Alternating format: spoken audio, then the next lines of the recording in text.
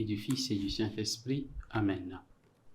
Viens, Esprit de sainteté, viens, Esprit de lumière, viens, Esprit de feu, viens nous embraser.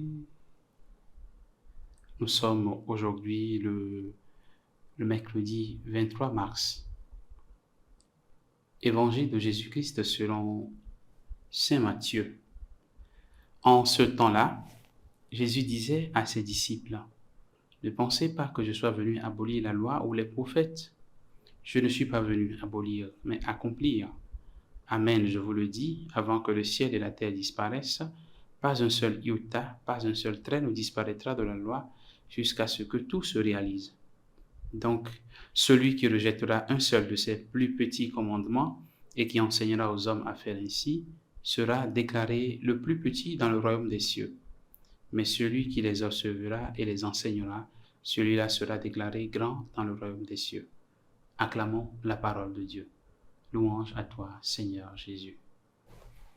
Ne pensez pas que je sois venu abolir la loi ou les prophètes.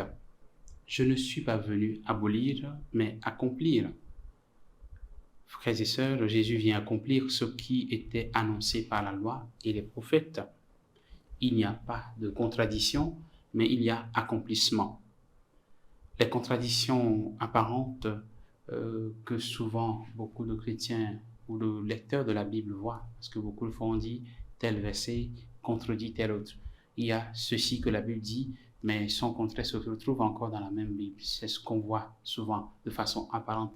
Mais en réalité, il n'y a pas de contradiction. Il n'y a que accomplissement. Il n'y a que pédagogie de Dieu qui se réalise dans cela. Qu'est-ce que ça signifie?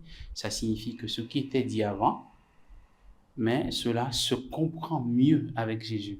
Ce qui était dit avant, parce que les gens n'étaient pas bien préparés à comprendre le vrai sens des choses, mais cela se comprend mieux aujourd'hui avec Jésus.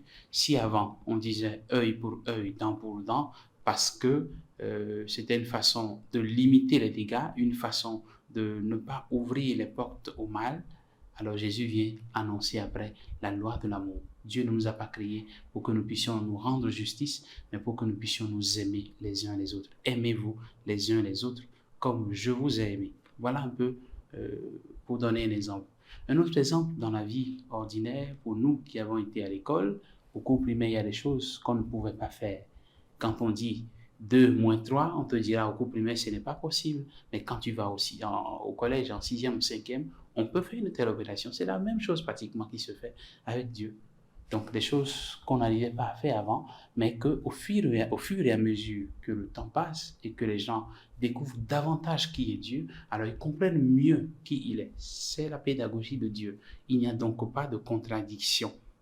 Dieu se révèle progressivement dans la révélation, donc dans la manifestation de son Fils Jésus. Avant, il parlait dans le vent, etc. Mais avec son Fils Jésus, il se révèle totalement en donnant la loi de l'amour. Frères et sœurs, en ce temps de carême, nous sommes souvent tentés de faire une chose en oubliant l'autre. Jésus dit, je suis venu accomplir toute la loi. Nous sommes souvent tentés de jeûner de nourriture, mais en oubliant d'aimer, en oubliant de partager, de faire du bien, de vouloir du bien pour les autres, etc. Demandons donc au Seigneur de recevoir toute sa loi. Le Seigneur, la loi du Seigneur est un tout à recevoir. C'est la loi de l'amour que Jésus nous donne en définitive, qui nous bénisse et qui nous donne la grâce de continuer de l'aimer, d'aimer toute sa loi, qui est lumière et qui est vie, pour nous sa parole, qu'elle nous éclaire en ce jour, au nom du Père et du Fils et du Saint-Esprit. Amen.